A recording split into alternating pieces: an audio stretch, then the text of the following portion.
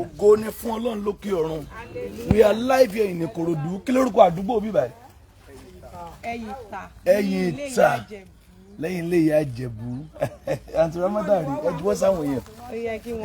Ẹ kí wọn pé wọ́n ṣe àná o. Ẹ sọ pé ẹ ṣàdúrà fún ọpọlọ máa fi sápò. Ọlọ́run á máa pín sápò. Àpòpọ̀ la máa rí o. Ẹ ní bànújẹ́ o lágbára Ọlọ́run. Àmín. Ẹ tún ṣàdúrà dáadáa. Owó yóò ní gbẹ òtàlẹ̀ pé yóò ní tán bẹ̀. Amen. Amen. Wow. Ẹ wo àdúgbò tá ti ẹ̀kọ́ wa iná is a civilized area. Ẹ wo ló bá ń gbélé ẹ lọ́kàn. Is a civilized area. Àdúgbò estate ni o. Civilized area as in àdúgbò iye tá máa talẹ̀ ń bí tí ò bá tó 20 million. Iye tá máa talẹ̀ ń bí. Now, ẹ wá wò àǹtí ẹ máa bọ̀. Aunty Ramota níbo la wà yìí?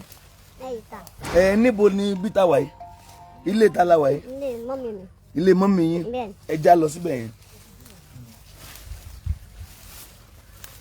Díẹ̀. Ilé mọ́mì yín ni? Kí lélẹ́yìí? Kí lélẹ́yìí tán mọ yìí? Kí ni bí báyìí? Bẹ́ẹ̀rì lélẹ́yìí? Bẹ́ẹ̀rì mọ́mì. Bẹ́ẹ̀rì mọ́mì tí wọ́n ń sọ rèé o, bẹ́ẹ̀rì mọ́mì wọn tán sọ yẹn rèé.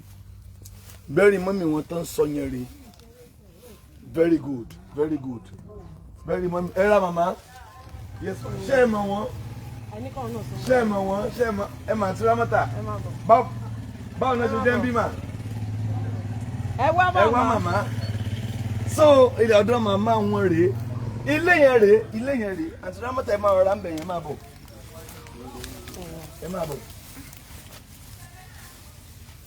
Igbó gan kó ti kún bẹ̀ díẹ̀. Ẹ pẹ̀lẹ́. Ilé tó ń sọ yẹn rèé. Mo bá ń gbé wọn, bá ń lift wọn. Màmá ẹ pẹ̀lẹ́, màmá ẹ súnmọ́ bí ẹdúró. Iṣẹ́ ìmọ̀ Aunty Ramota.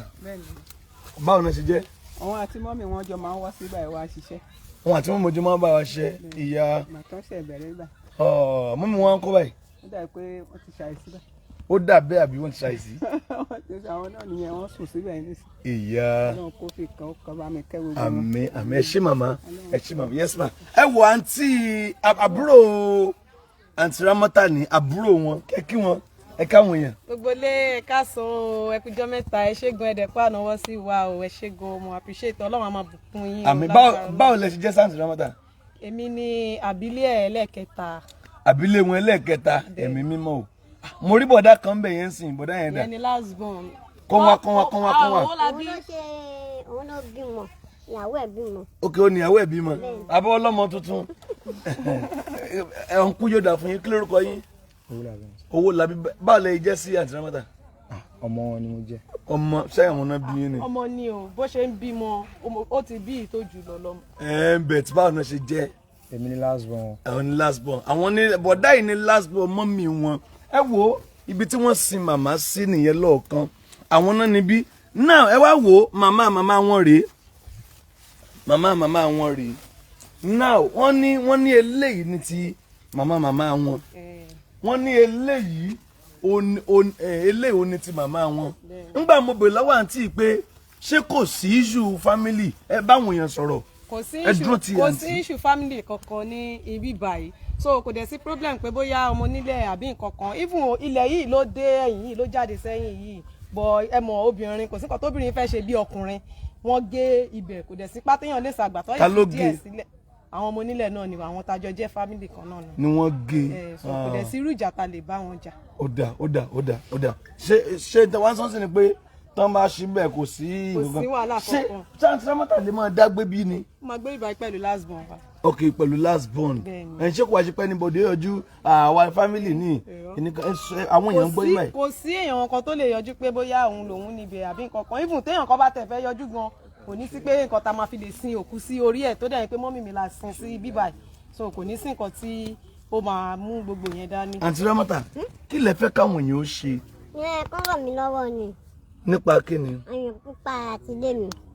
Ilé wo? Ilé mọ́mì mi. Ilé mọ́mì mi. Wọ́n lè bá mi kọ́ dáadáa. Kọ́ bá yín kọ́ dáadáa kẹ́ ẹ lè máa gbé bẹ́ẹ̀. Ṣé máa jẹyàn méjì papọ̀? mo ní kí ìyá má jẹyàn méjì papọ̀. àmín. wọ́n ní kí ìyá má jẹ, wọ́n ń tẹnumọ́ kíní ẹ̀ látànà pé kí ìyá má jẹyàn méjì papọ̀. Aunty Ramota is here. wọ́n wà ń bí báyìí, wọ́n wà ń bí báyìí. ẹja wọlé yẹn náà. how many kíní ni? 3 bed ló wà nù ẹ̀. 3 bed ló wà ń bẹ̀. Bẹ́ẹ̀ni sà. ẹ wo àwọn búlọ́ọ̀kù yìí gan wọ́n ti ṣe díẹ̀. but tán bá ṣánko nú ẹ̀ tí wọ́n tààrọ̀ concrete síbẹ̀ ó máa stand àbí? á stand. ẹ wo wọ́n ti gbé dé lintel lóòótọ́. mi ò mọ tí ó parí ẹ̀ o bẹ̀ tó ń là ń wò yìí ó dà pé yàrá kan lélẹ̀ àbí kí lélẹ̀? pálọ̀ lélẹ̀ yàrá méjì ló wà lẹ́yìn. lọ gbénú ẹ̀ náà ẹ̀bí tí a lè rọ́nà clear. Aunty Ramota ẹ̀ máa bọ̀. Lovers ọ̀dọ̀ Aunty Ramota la wà. Àti dé no time to waste time. I'm busy there. Wá kọjú sílé báyìí. Kọjú sílé ni. Bó lè ṣe gbà lẹ́ẹ̀kan náà. Díẹ̀.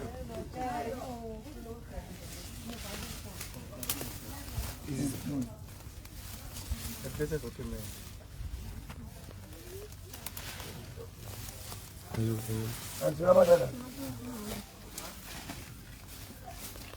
Okay, ṣé yàrá kan lélẹ̀? Yàrá lélẹ̀, pálọ̀ lélẹ̀. Pálọ̀ kò ṣe lé tó lọ fún abẹ yẹn. Kò fẹ́ gan. Yàrá lélẹ̀, bedroom wà bẹ̀. Ó yá, kí wà níbẹ̀ yẹn? Kitchen níbẹ̀ yẹn. Okay. Ilé ọkọ àǹtí iná ti wá láàárọ̀ àbí ibo lẹ ti wá? Ọ̀dọ̀ ọkọ yín lẹ ti wá. Gbẹ̀rígbẹ̀ lẹ ń gbé, ọ̀dọ̀ ọkọ yín lẹ ti wá. Very good. She is happily married. Ọ̀dọ̀ wọn náà ti wá láàárọ̀ yìí. Wọ́n ní kò ní sí family kan. Torí a fẹ́ ya ibi tí wọ́n ná fún Aunty Ramota nílẹ̀ àbí? Wọ́n náà àwa fẹ́ ya bẹ̀bẹ̀ wọ́n níbẹ̀ yẹn wọnú gan. Ẹ wò ó jìnnà gan in fact.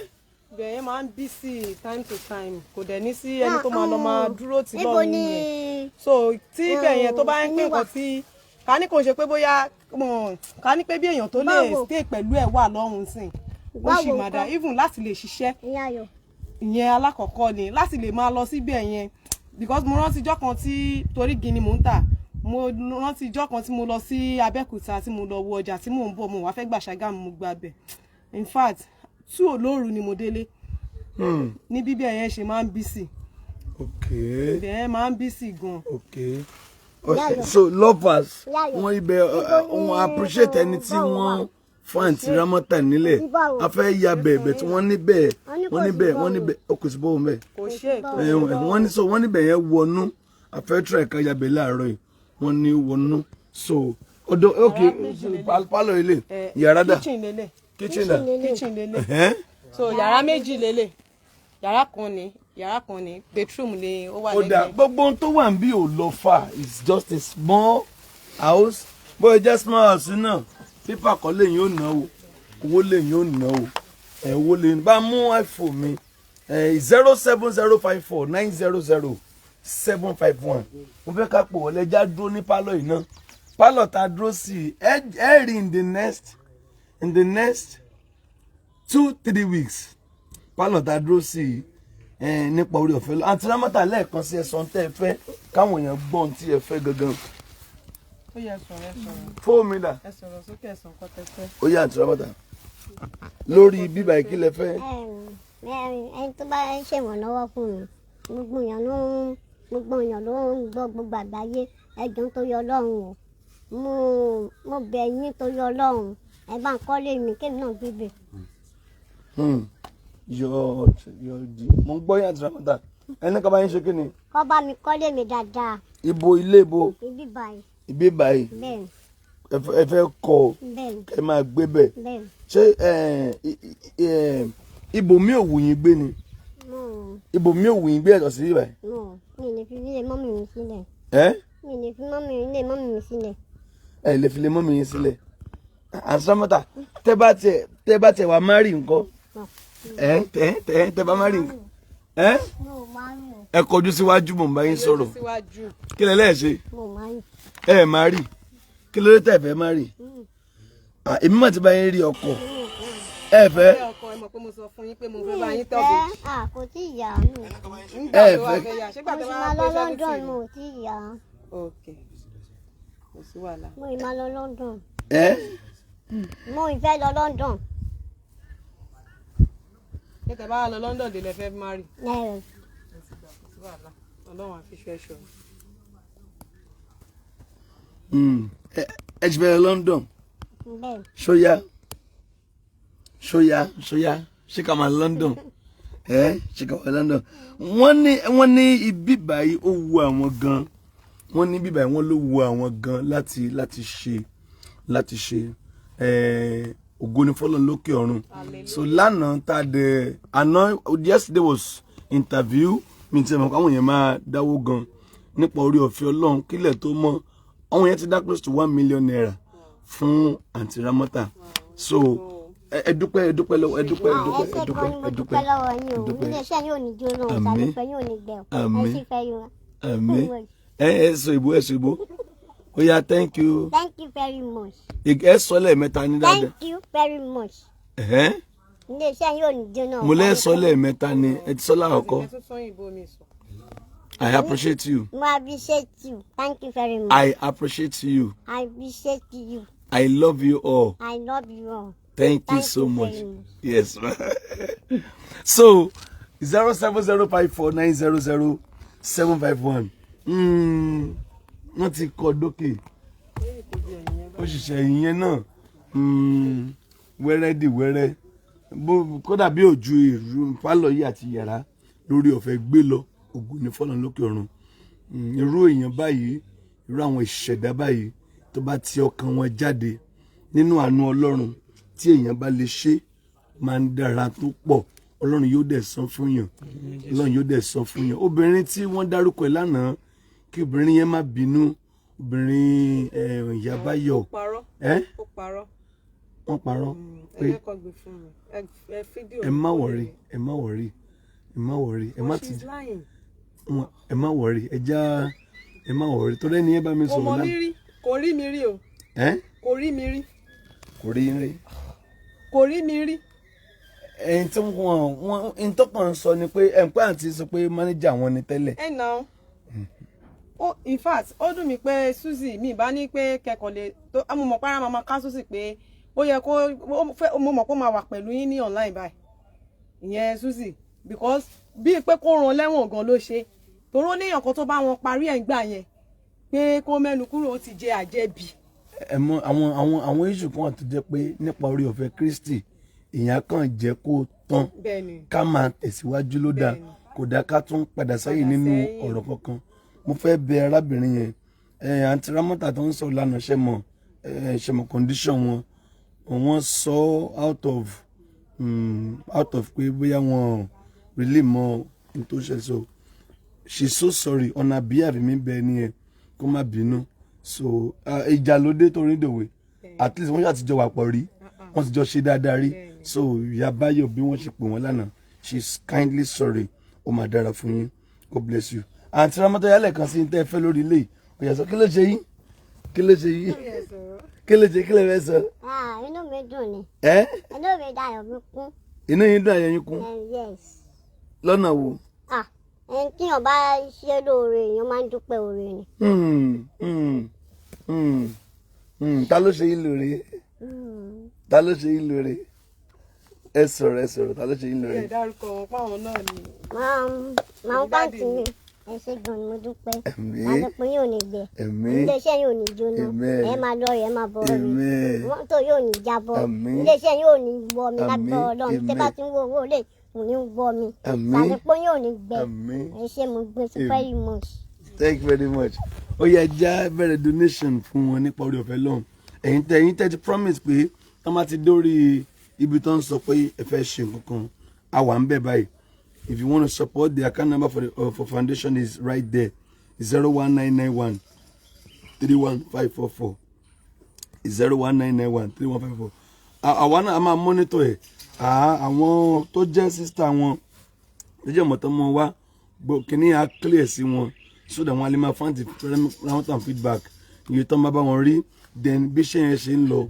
Ibi tó bá wọn wá láwọn òṣìṣẹ́ mi báyìí ẹ̀yìn tá máa ń ṣe ni pé ẹni tó jára àwọn ẹnjìnà wa ó máa supervise wọn bọ́n ṣiṣẹ́ tó ṣiṣẹ́ bá wà ń bíbà wọn á ṣiṣẹ́ kò ní ká ṣe máa kó ìwà látọ̀ yẹn bẹ́ẹ̀ ẹnjìnà wa máa ní láti wà ń bí láti supervise ní tó fẹ́ ṣe ẹ̀yin tẹ́ fẹ́ support ó yá ẹ máa pọ̀ lé 07054900751 07054900751 07054900751 ó yá. ẹ ṣé gan ni mo dúpẹ́ o iléeṣẹ́ yóò ní dúnú sálẹ̀kùn yóò ní bẹ́ẹ̀ o. ẹ máa tún sọ pé kán túnbọ̀ ṣàánú fún yẹn lóò sórí ètò lẹ́wà mà sórí ètò lẹ́wà yes ma yes ma. mo dé sí Naija lánàá. God bless. wá ti pé mínísítà Ṣẹ́gun yẹn náà pé kán bá mi sọ fún yín pé mo fẹ́ wá rí yín pé mi ò gbà tó máa dà láti. ok ma ẹ mú wa lẹ́kọ̀ọ́ báyìí adẹ̀wà lórí ètò ẹ jẹ́ n parí kí n pè é mà God bless you àwa lórí ètò báyìí yes ma yes ma 07054900755 ẹ̀yin tẹ́ fẹ́ pè tẹ́ bá Aunty Ramota sọ̀rọ̀ tẹ́ fẹ́ ṣe tí Agbala Gabriel ní láti jáde fún ìrànlọ́wọ́ àwọn aláìní tó kù díẹ̀ káàtó fún àwọn tí ipa kún wọn àwọn tí kì í sọ̀rọ̀ it is not about celebrity or anything no bọ́ọ̀lù ṣe ń darí tó máa ti wá bó ṣe ń wá lẹ lọ wo videos wa for the past years ẹ lọ wo ẹ ó rí i pé látòrí àwọn tí ò ní nǹkan kan ó pọ̀ abirùn bẹ́ẹ̀ lọ so Ọlọ́run kan sọ pé àkókò àwọn tó jẹ́ bíi tó jẹ́ bóyá bí òṣèré nǹkan kan bẹ́ẹ̀ ọkọ̀ ọ̀pọ̀lọpọ̀ dé àwọn yẹn dé ràn wọ́n lọ́wọ́ kí wàá ní tiwa láti dá iṣẹ́ ìrànlọ́wọ́ wọn dúró 07054900751 ṣọ́ǹpẹ̀ wọlé yàyà God bless you. Aunty Ramota ẹ béèrè fún ìrànlọ́wọ́ àwọn fans yẹn pé ilé tí mò ń sọ rèé o ẹ bá mi kọ́ ẹ ràn mí lọ́wọ́. ẹ jọ̀ọ́ ẹ ràn mí lọ́wọ́ ilé tí mò ń sọ lélẹ́yìí o ẹ jọ̀ọ́ ẹ ràn mí lọ́wọ́ o. èwo lẹ ń fi fìlà fún ẹ ń fi fìlà rẹ. ó ìfìlà orí mi ni. bẹ́ẹ̀ ṣe ń sọ̀rọ̀ yìí lọkọ yín wà lọ́nà ó náà ń juwọ́ sí yín pé. ìtọ́kọ mi o. ọkọ yín kan mọ̀ wà lọ́nà yìí. ọkọ yín tó fẹ́ gbowó fún yín.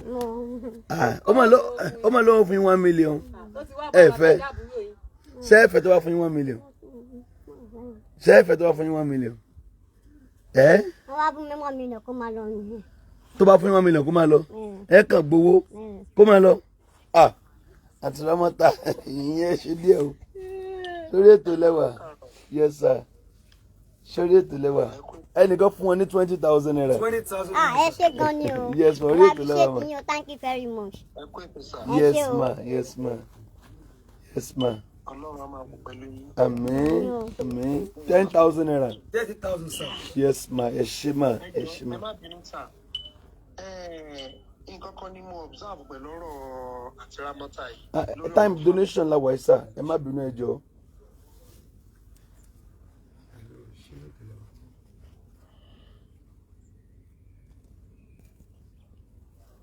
(070549007) ṣe bá ń gbé ilé yẹn this is the house tán yín. a ní kan fẹ́ bọ́dà mú ìdí ṣe ẹ̀yin èèyàn igi bí tẹ́ máa ń sọ̀rọ̀ ọlọ́gbọ̀n ṣe a ní ká ṣe wọ́n tà fẹ́ ok bàdá mú ìdí yẹn. ní kan fẹ́ bọ́dà mú ìdí. ó rí bàdá mú ìdí ìlànà. kẹ́rì wọn. very good wow. ṣé lè wọn lásìkò yìí. wọ́n ṣe okay. wọ́n ṣe.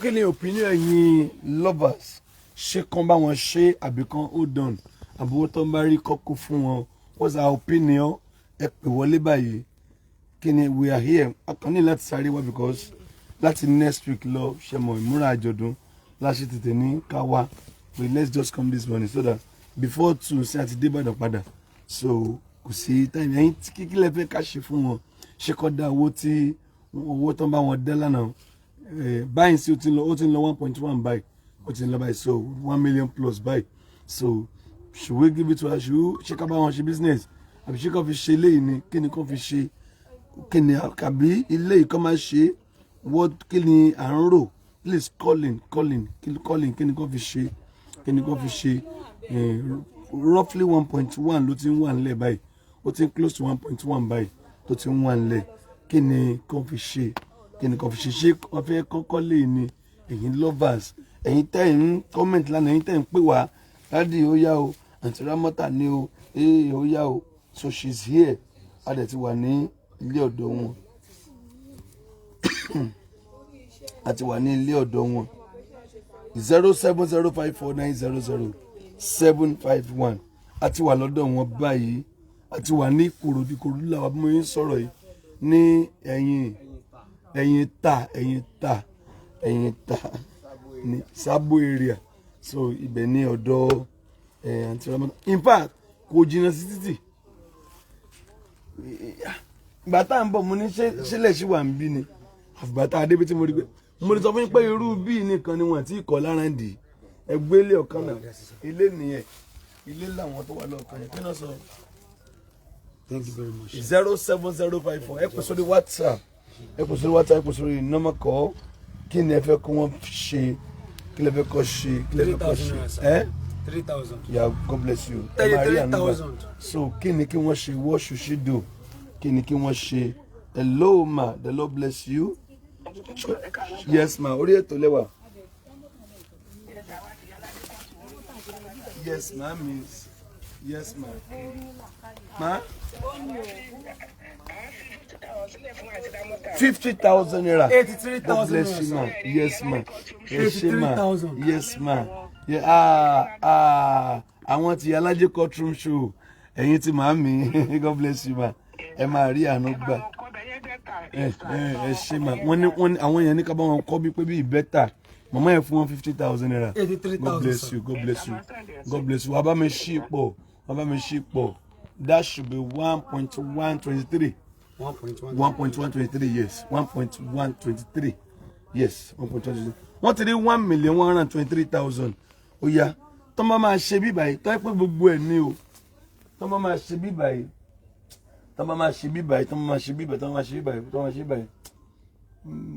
mo tọ́ àwa rírú ẹ̀ rí 5 million ti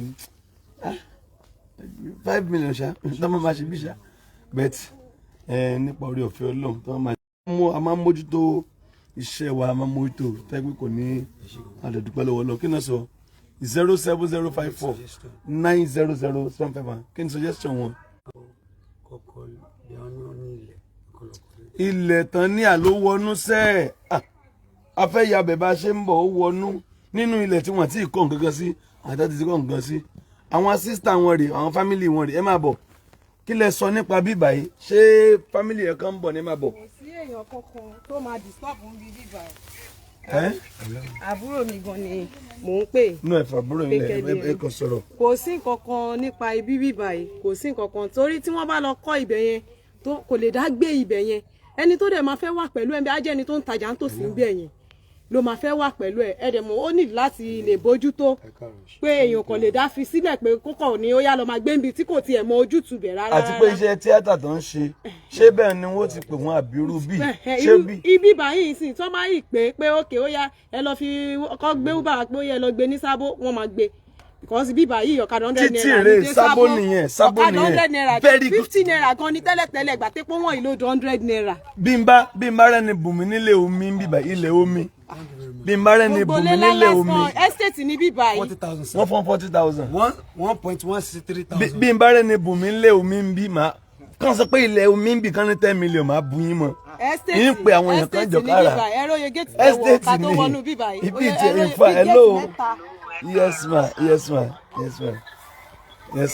yes ma orí ètò lẹ́wà yes ma amen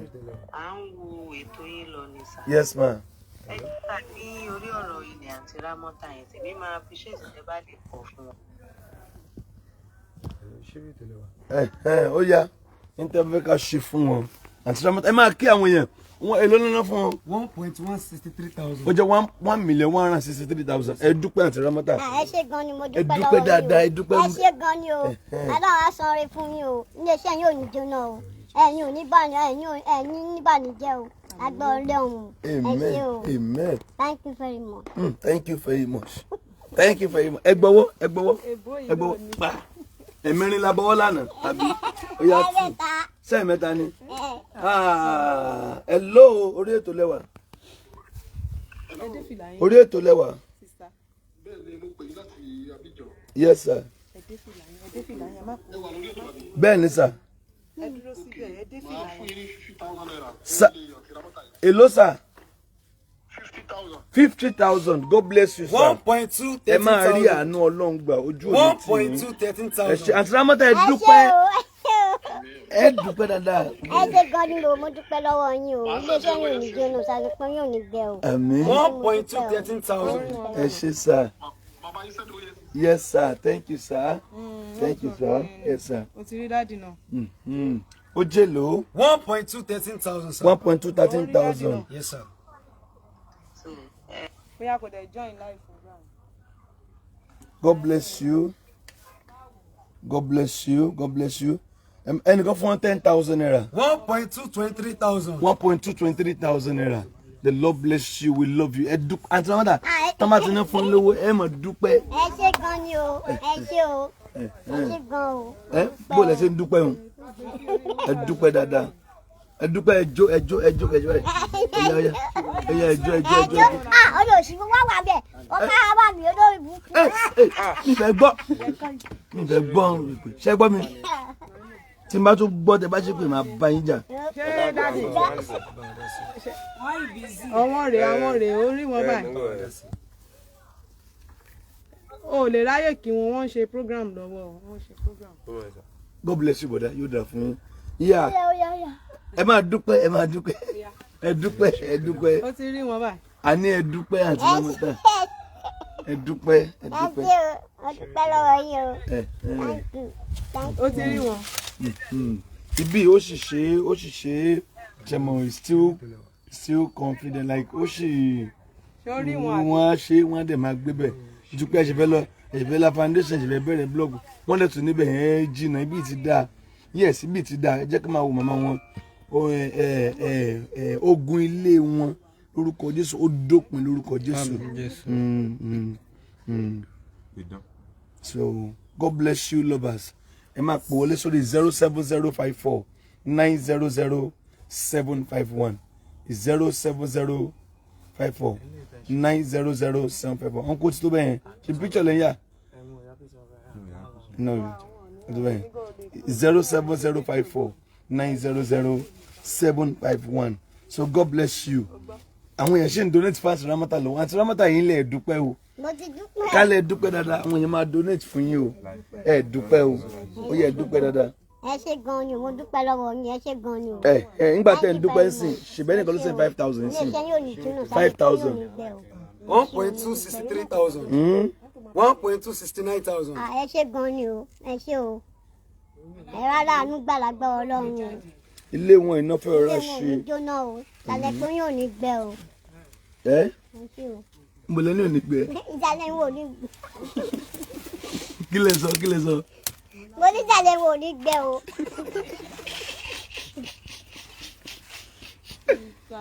àwọn tó ti mọ̀ lélẹ̀.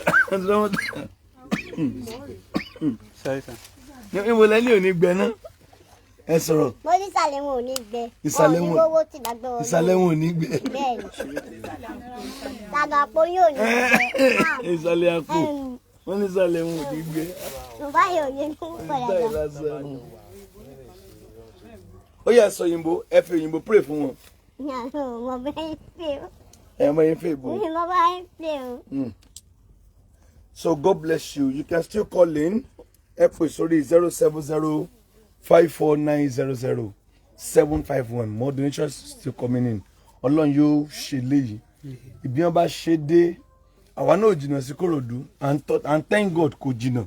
Sábó nìyẹn, tá a máa ń gbà lọ sí program Ikorodu tá a máa ń ṣe yẹn. Sábó nìyẹn máa ń gbà. So òun là ń wò lọ́ọ̀kan yẹn, very close. Mi ì tẹ́ mọ̀ pé kò jìnnà. Mo ṣe bí ábì kan tó wọnú ni. Àárín ìgboro ni bí o. Mi bá ṣe rí ilẹ̀ síbí gan òye mi bóun náà ṣe rí síbí náà bóun náà ṣe rí síbí báwọn náà ṣe gẹ́ẹ̀tì bí báyìí estate ni bí ok ọmọ onílẹ̀ bí báyìí ni wọ́n ok I see God bless you lovers God bless you. Area Anugba. Mo bá ń gbé kọ yẹn 20,000. 1.248,000. 1.248,000. Wọ́n fún 10,000 bí báyìí. 1.258,000. 1.258,000. Wọ́n fún 10,000 bí again. 1.268,000.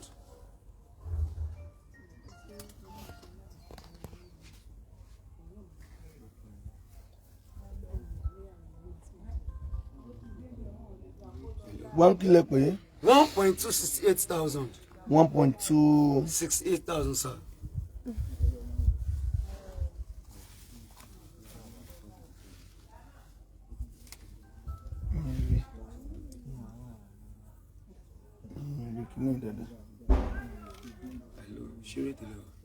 $10,000. 1.278,000. 1.278,000, sir.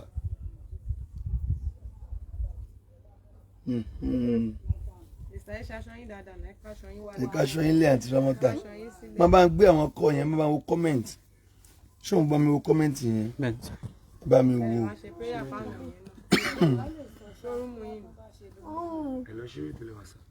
Orú mu yín. Ẹ pẹ̀lẹ́. Wọ́n bá wọn kọ́ lákòókò. Mi ti jẹun látàárọ̀. Ẹnì kan fún 2,000 naira. 1.280,000, sir. A máa lọ jẹun tá a bá délé.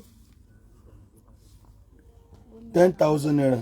1.290,000, sir. 1.290,000.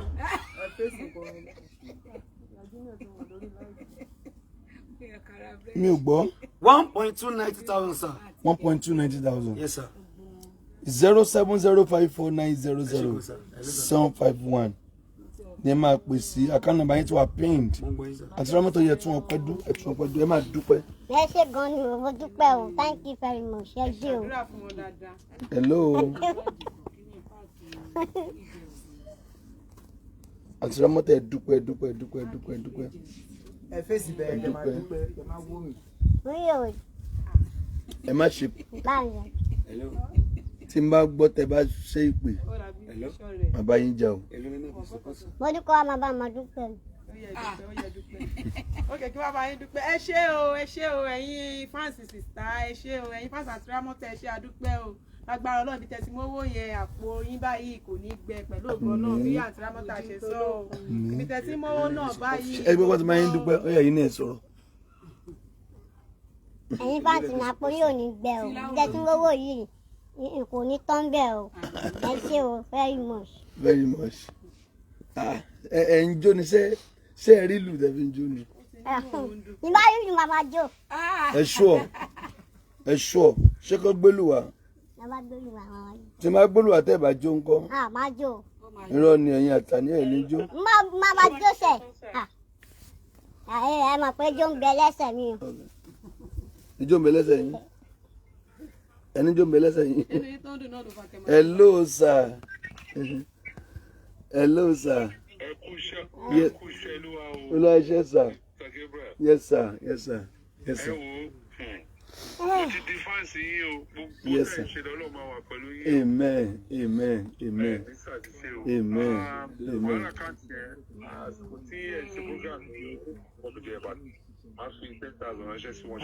God bless sir. 10,000. 1.3 million, sir. 1.3 million. Thank you very much. Ẹ ṣé sir. Ẹ ṣé sir. Iṣẹ́ yóò ní jó Ẹ ṣé ìtàlẹ̀ sir. fún yóò ní Thank you bẹ́ sir. o.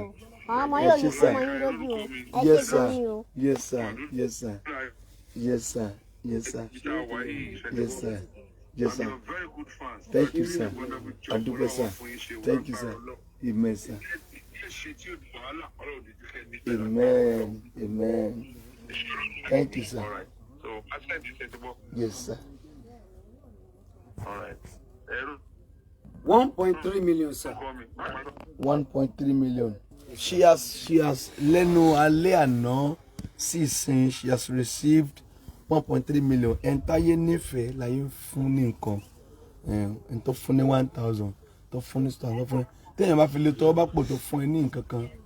Àjẹpọ̀lọ́ nífẹ̀ẹ́ rú ẹni bẹ́ẹ̀. 1.3 million. That's a lot of money. Hello. Ṣódé tó lẹ́wà mà. Àwọn ṣe send 50,000. Abubakar Teju. 50,000. Ṣé fún àti Ramota? Yes. Yes, wọ́n Ramota. lọ fún ẹ ṣe gan ni o mo dúpẹ́ lọ́wọ́ yín o iléeṣẹ́ yóò ní jóná o lálẹ́ pé yóò ní gbẹ bí tẹ́tí wọ́wọ́ lè yìí kò ní gbẹ lágbára Ọlọ́run ẹ ṣe very much thank you very much. 1,350,000. ma. I send another 50,000 sin Imole Oteju. Abubakar Oteju ló send the first one. Wow, fún wọn again àbí. Yes. Wow, wọ́n tún náà fún wọ́n torí pé wọ́n tún gbóhùn yín wọ́n làwọn fi 50,000 sí. ẹ tún sọ̀rọ̀ kẹ́ ẹ dúpẹ́. ẹ ṣe o iléeṣẹ́ yóò ní jóná o tàlẹ́ pé yóò ní gbẹ o thank you very much. Àmín. Àmín. àwọn ọmọ yóò ní kú mọ́ yín lójú o ẹ ṣe gan ni o kílẹ̀ àdúrà wọlé. ọmọ yóò ní kú mọ́ ọ lójú. Àmín.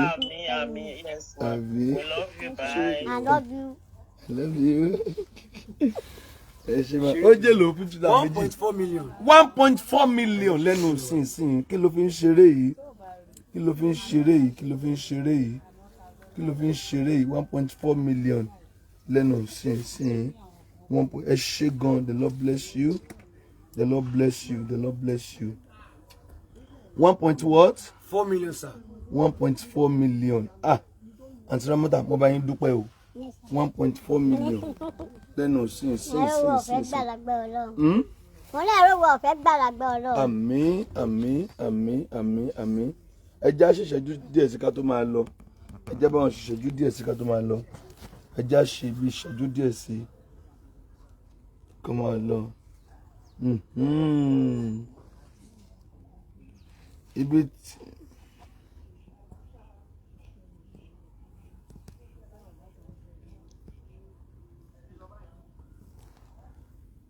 okay, mo rò pé ní ẹ̀ṣẹ̀ dé ni ẹni tó ní ká máa wádìí ilé yìí ó ṣẹ̀ṣẹ̀ join ni go and watch it from the back. Mọ́mí wọn náà ní àbíta ló nílé ìyá wọn tó bí wọn lọ́mọ wọn dẹ̀ ti kú màmá yẹn ni wọ́n sin síta yẹn ọmọ wọn ni Aunty Ramota lọ́mọ wọn. Ńgbà tá a dẹ̀ béèrè ńgbà ní ibo lẹ fẹ́ gbé ibo lẹ fẹ́ kọ́ kí lẹ sọ. ní bíbá. Ibo. ní mọ́mì mi. Ibo ló wà. ẹ̀yìn ta ibo la wà yìí. ní bíbá. Ibo lẹ fẹ́ kọ́. Ibo lẹ fẹ́ gbé ibo lẹ fẹ́ kọ́. ìta náà mo wà. Ẹ̀yin ibo wa ló wà. Ṣé bẹ́ẹ̀ lẹ wà abẹ́ ṣe lọ bẹ̀. Ibo lẹ wà ṣé bẹ́ẹ̀ lẹ wà báyìí. bẹ́ẹ̀. So ó yá ó kù ìṣẹ́jú 5 ká lè máa lọ. Hello ma.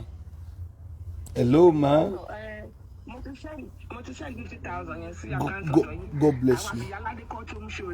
Bẹ́ẹ̀ ni bẹ́ẹ̀ ṣe máa ẹ bá ẹ ṣe amen. We love your family. Thank you ma ẹ ṣe ma thank you ma ẹ dúpẹ́ ma yes ma ẹ ṣe mọ́mí thank you ma yes ma wọ́n fún wọn ní 20,000 naira. 1.420, sir. 1.420,000, sir. 1.420,000 naira. Yes, sir. Já dúpẹ́ lọ́wọ́ ẹni ẹ dúpẹ́ Aunty Ramota dúpẹ́ bí sọ́dọ̀ wọn bọ̀dá. ẹ ṣé o mo dúpẹ́ lọ́wọ́ yín o iléeṣẹ́ yóò ní jóná sálẹ̀ pé yóò ní gbẹ o èmi tẹ́tí ń rówó yìí kò ní gbẹ láyéláyé o. Hello sir. Hello. Yes sir. Mr. láti London láti ń pè. Yes sir. Era sir. Èmi náà fan Aunty Ramota ni mo rí síwájú ọmọ kùtù bíi tiwọn. And ọmọ yìí ta ibi tó wà ń bẹ gan lèmi náà jẹ. So. Wow. Fún wọn ní 20,000. Wọ́n láwọn fún 20,000. 1.440,000. Thank you very much ẹ ṣé o iléeṣẹ́ yóò ní jóná sálẹ̀ pé yóò ní gbẹ o ẹ ṣé gan o. Àmín. Àmì ò ẹ ṣe gan. Yes sir. Ó dàbọ̀. Yes sir. Hello ma orí ètò lẹ́wà. Hello, Alàgbà Gabriel. Yes ma orí ètò lẹ́wà. Hello. Orí ètò lẹ́wà ma yes ma. Yes Olúwa ń ṣe ma. Àmín ma. Yes, èmi náà ti fi 50,000. ẹ ṣé gan ni mo dúpẹ́ o. 50,000 naira. 1.490,000. Ẹ ṣé gan ma God bless you dúpẹ́ dáadáa. ọmọ Ẹ yóò ṣé ní ma kú mọ́ yín thank you lójú ma. ẹ ṣé gan ni o. Yes ma. ẹ ṣé o. Ṣé wà ókè? mo wà ókè ẹ ṣé gan ni ẹ ṣé o. Olúwa ló ṣe. Thank you so much, Alàgbà Gabriel. Ẹ ṣé ma thank you ma ẹ ṣé ma adúpẹ́ ma. 1.490,000. Amen ma. Ẹ ṣé ma mi adúpẹ́ ma. Yes ma. Wọ́n fún wọn ní ó jẹ́ 1.1 million 490,000. Wow.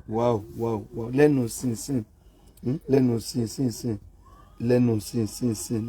sin. Wow, that is wonderful. That is great. Ẹ ṣé o. Ojú mà ní tì yín o. Ọ̀tá ò ní yọ yín. We really appreciate you.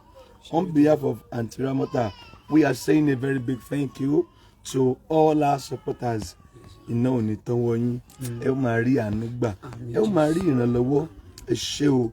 Tẹ́ ń support irú èèyàn báyìí. Irú àwọn ẹ̀dá Ọlọ́run báyìí. Lórúkọ Jésù ojú ò ní tì àwa náà. Thank you so much. Ẹ jẹ́ gba kọ́ọ̀ mẹ́rin sí i. Katomalo Jelo 1.490,000. 1.490,000 naira. Yes, sir. And 1.490,000 naira. God bless you. You can still call in. You can still call in. Ẹ ṣì lè pè wọlé sí i. Ẹ ṣì lè pè wọlé sí i. 07054900751. 07054900751. Kí náà sọ? God bless you, sir. Ẹni tó pè lẹ́kọ̀ọ́ tó send 40,000. Wọ́n náà okay, wọ́n ṣe. Owó ẹ̀ jẹ́ lò. 1.490,000. 1,490,000 naira. Yes, you can still call in 07054900751. Ẹ pè sórí WhatsApp. Ẹ pè sórí nọ́mbà kan. Ẹ pè sórí WhatsApp. 07054900751. Àti Ramota àwọn yẹn tún dúpẹ́. Ẹ dúpẹ́. Ẹ ṣé gan mo dúpẹ́ o. Ilé iṣẹ́ yóò ní jóná o. Sàlẹ̀ fún yóò ní gbẹ o. Thank you very much.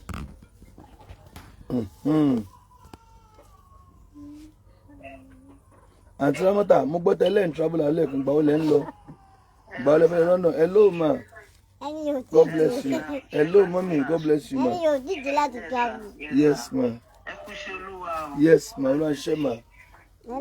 Yes. Ẹ ṣé gan ni o. Mo dúpẹ́ lọ́wọ́ yín. Ẹ ṣé gan o.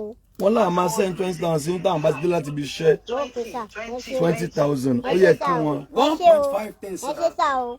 Mo bá bí ṣètì mi o. Thank you very much. Mọ́mì lórúkọ wọn. Thank you. Obìnrin ni wọ́n. Okay sá. Ẹ ṣé sá. Obìnrin ni wọ́n máa ní. Mo mọ̀ obìnrin náà ni mo. Yes ma. Ẹ ṣé ma. Thank you ma. Yes ma. 1.510,000. 1.510, sir. 1,510,000. Wow, that's great. That's great.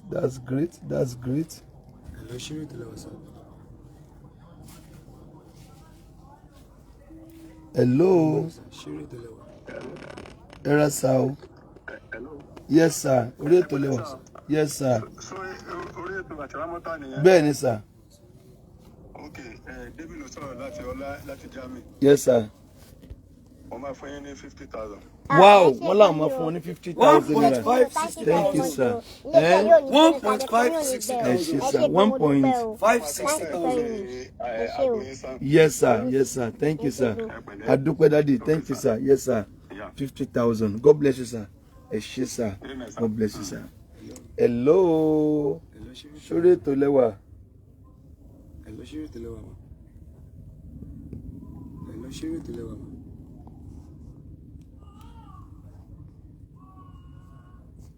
Ó jẹ́ lò. 1.560,000. 1,560,000. 1,560,000. 1,560,000. Tàbá ti ń gbẹ́nu lé 2 àkọ́kọ́ máa lọ. Mo mọ̀ pé Ọlọ́run ó yanjú ẹ̀. Hello. Sórí ètò lẹ́wà. Yes sir. Sórí ètò lẹ́wà sir. Yes sir. Yes sir. Ẹ ṣé sir. Thank you sir. Ẹ máa rí àánú gbà. Thank you daddy. Ẹ ṣé sir. Yes sir. 07054900751. Hello ma.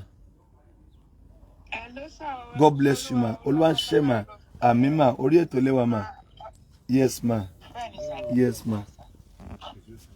Mo credit the account with 30,000. 30,000 naira. 30,000 naira. God bless you ma. ẹ ṣé gan ni mo dúpẹ́ wọ́n ní lọ́wọ́ kó yín fún o. 30,000 ẹ naira. ṣé o, mo dúpẹ́ o. 1.590,000. 1.590,000. Ẹ ṣé mà, the Lord bless you mà. Ọlọ́run yóò bùkún fún yín o. Ẹ ṣé mà, ẹ̀yin lẹ ṣe jù mà, ẹ̀yin lẹ ṣe jù mà. Ẹ ṣé gbogbo àwa tá à ń dìde sọ̀rọ̀ àǹtí Ọlọ́run yóò dìde sáyé tiwa náà. Ọlọ́run yóò dìde fún wa, Ọlọ́run yóò ràn wá lọ́wọ́. Kò yí ẹ́ ṣán táìpì ni. Àwọn náà pè lẹ́ẹ̀kan. Hello ma. Hello ma. Yeah, mo ṣe send 10,000. 10,000 naira. God bless you ma. 1.6 million. 1.6 million. 1.6 million. Wow. 1.6 million. Ẹ̀mí àwọn wòlíì.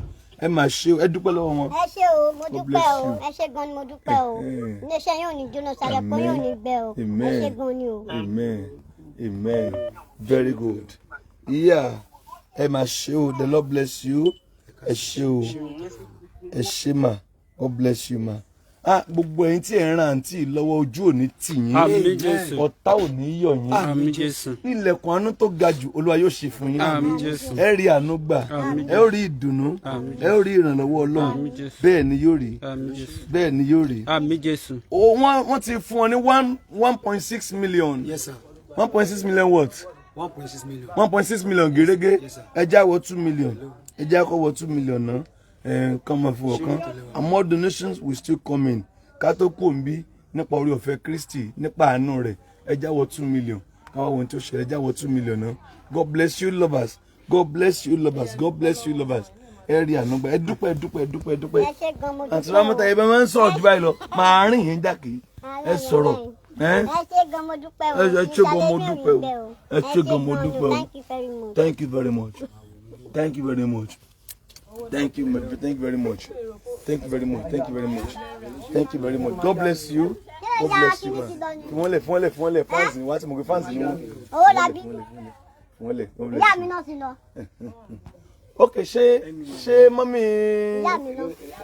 Ok. Ẹ wá ẹ máa bọ̀.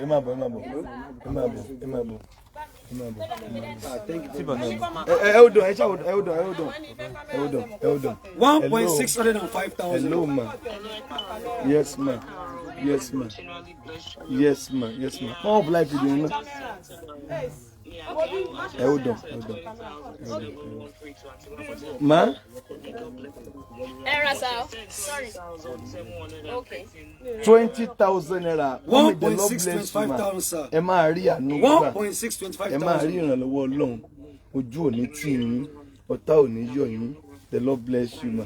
Ẹ ṣé ma. Thank you, ma. Ẹ ṣé ma. Yes, ma. Ẹ ṣé mommy. Thank you, ma. Ẹ ṣé ma. Yes, ma. God bless you to all supporters all over the world. You will receive great mercy. Amen. It shall be well with you. Amen. Ojú ò ní tì yín. Ọ̀tá ò ní yọ̀ yín. Àánú Ọlọ́run kò ní fi yín sílẹ̀. Ìrànlọ́wọ́ Ọlọ́run yóò jáde fún yín. Ẹ ó rí àánú gbà. Bẹ́ẹ̀ ni yóò rí. Jésù ló jèlò. 1.625,000. 1.625,000. Ẹ jágba kọ́ méjì sí ká máa lọ. Jágba kọ́ méjì sí. God bless you. Ẹ rí àánú gbà. Ẹ ó rí àánú gbà. Ẹ ó rí àánú gbà. Ẹ ó rí àánú gbà. Má bá ń dékọ̀ yẹn, má bá mi wo kọ́mẹ́ǹtì yẹn. Má bá mi wo. The Lord bless you. Amen. May the Lord bless you. May the good God bless you. Amen. May the good God bless you. Okay.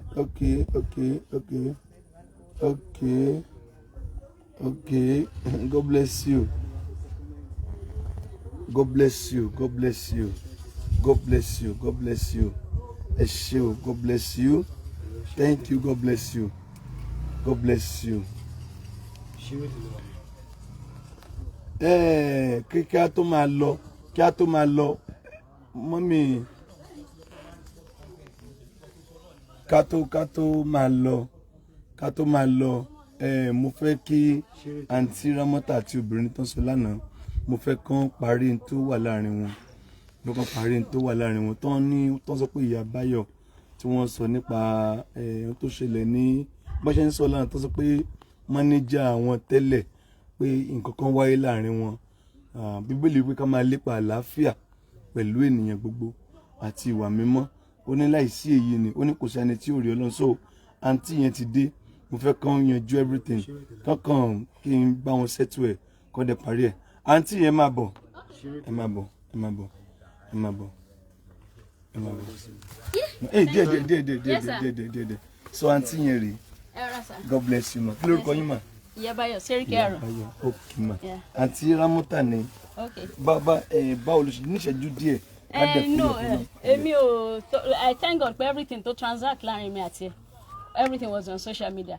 I'm not here pé bí akẹ́ máa what really prompted me coming here but mo gbọ́ statement yẹn pé Ìyábáyọ̀ gbowó òun lọ fi kọ́lé alhamdulillah I was in a bungalow tẹ́lẹ̀ kó tó di pé bóyá mo ṣe gbà tí mo dẹ̀ filẹ̀ tí mo face business mi tí mo face life mi Ọlọ́run ṣiṣẹ́ but orúkọ ìbàjẹ́ tí ń pọ̀ báwo lẹ ṣe jẹ́ sí wọn mo manage tẹ́lẹ̀ ní Alájà Àlùbáǹkúdì kan ló fún mi ní Ìkòròdú pé aka help bí bẹ́ẹ̀ náà ṣe rí yìí sí tó pé wọ́n ní kí help Alájà Àlùbáǹkúdì yẹn náà wọ́n ní pé kí n gbé wọ́n ní mo lè ṣe pé mo máa assist so I started with her from November 2017 and everything got scattered July August 2018 kò pé a year alhamdulillah I was able to raise enough money. This is the place tí mo sọ pé mo ṣe from foundation everything is this is this place mi mọ̀ pa yẹn mi mọ̀ pa yìí kó ti pẹ́ gan so this is this place tí mo ṣe so I just want to clarify that I'm a brand orúkọ mi popular gan worldwide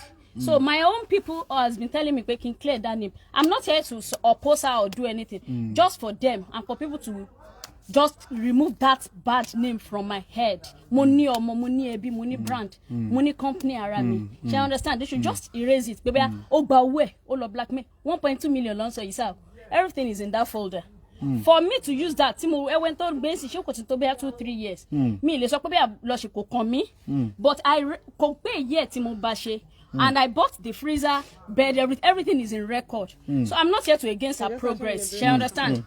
I am not here to against her progress. The only people, kò tí ọ̀rọ̀ ṣe ní do much láti sọ, àbí tí ó lè ṣe kí ni pé the mother is dead now. Mama. Yeah, the father is dead now. She understand? Mama wà láyé. She understand? So bàbá kan wà ní bíbá Alájì Ànímá ṣan. Aunty yes, aunty. Cut it. Ẹ má bínú sir. Àti wà live mi by don't worry. Mo fẹ́ peace láàrin wọn. So Alájì Ànímá ṣan bàbá yẹn wà bíbá. Bàbá yẹn ló máa always. Yeah, no. Shanti yẹn gbọ́n tí mo sọ. Okay. Hold on. Yeah, what's up? So bàbá Alájì Ànímá ṣan and so many of them they are still alive. Ọlọ́run má pa gbogbo wa. So tó lè witness ìkíní. I am not against her progress so àbí bí wọ́n ṣe nǹkan kan fún àbí kí n má ṣe anything but just my name sir.